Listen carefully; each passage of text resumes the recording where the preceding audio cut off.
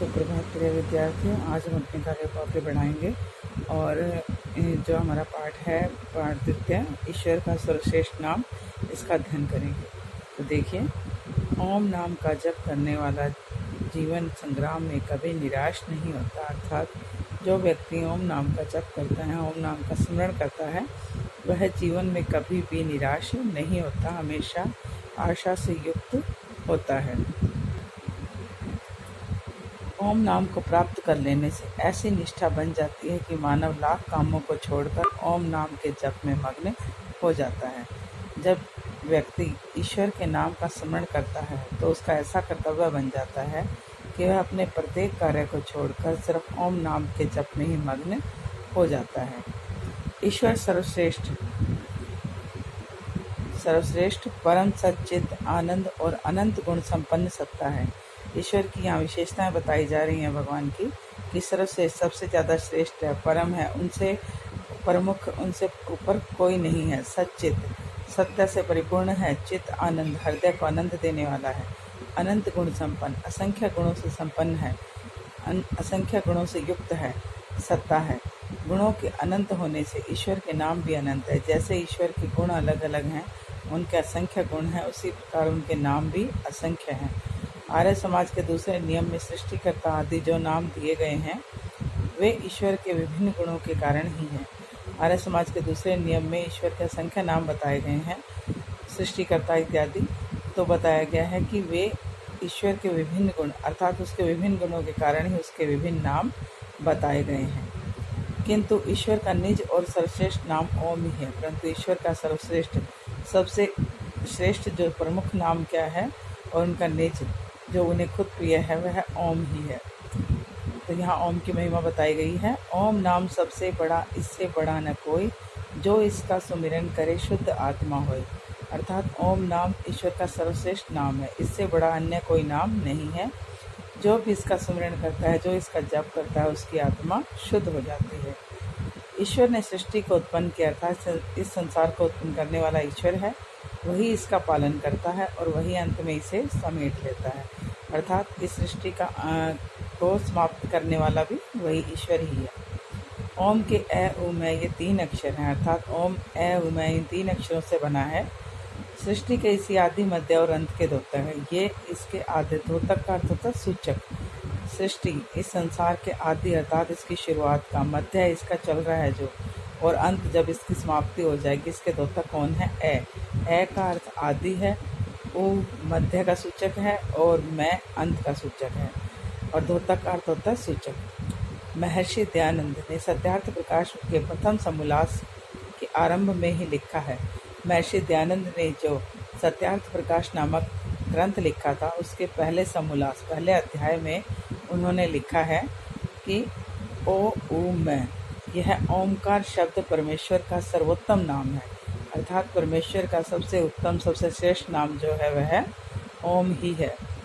ओम सारे संसार का प्राण है, सारे संसार की क्या है? जीवन रेखा है। सृष्टि उत्पत्ति के समय सबसे पहला जो नाद हुआ था, जब यह संसार बना था, और उस समय जो पहला स्वर था वो क्या था? ओम था। अब भी जब कोई ध्वनि नहीं होती, तब यही ओम की ध्वनि होती है। अर्थात जब आप अपना मन ईश्वर के चरणों में लगाएं और उस समय अगर आपको कोई अन्य ध्वनि सुनाई नहीं देती, तो आपको एक ओंकार का ईश्वर सुनाई देगा।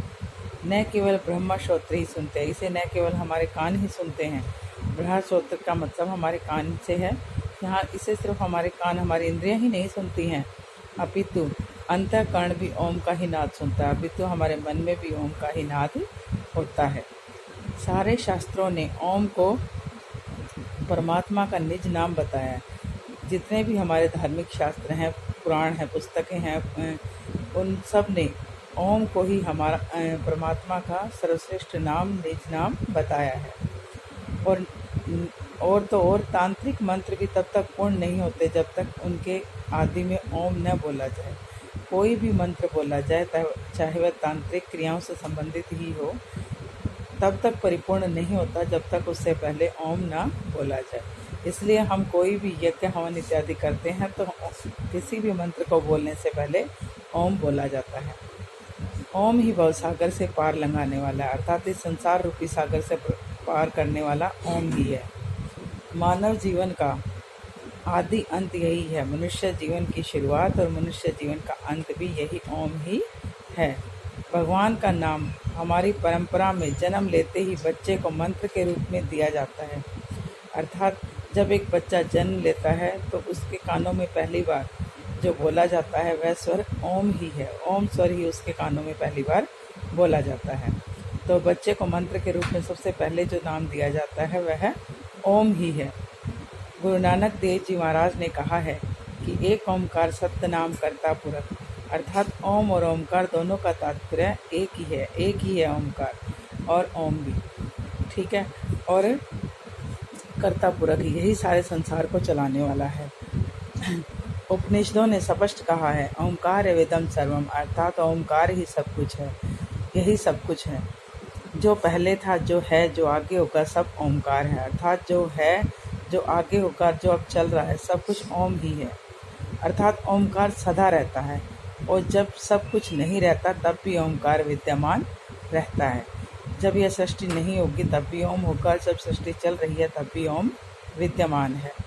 ओम सारे रसों का अंतिम सार है। जितने भी रस संसार में बताए गए हैं सबका एक सार क्या है? ओम ही है। जो उपासक सर्वव्यापी परमेश्वर का ओम नाम के द्वारा ध्यान करे वह ब्रह्मा को पाता है। जो व्यक्ति पूजा पाठ करके ओम के नाम का जप करता है, उसका ध्यान करता है, वह ईश्वर को प्राप्त कर लेता है। निश्चित रूप से ओम का मानसिक जप हृदय में ज्योति प्रकट करता है। हम ओम को मन से धारण करें, मन से जप करें, तभी यह हमें अच्छा फल देता है।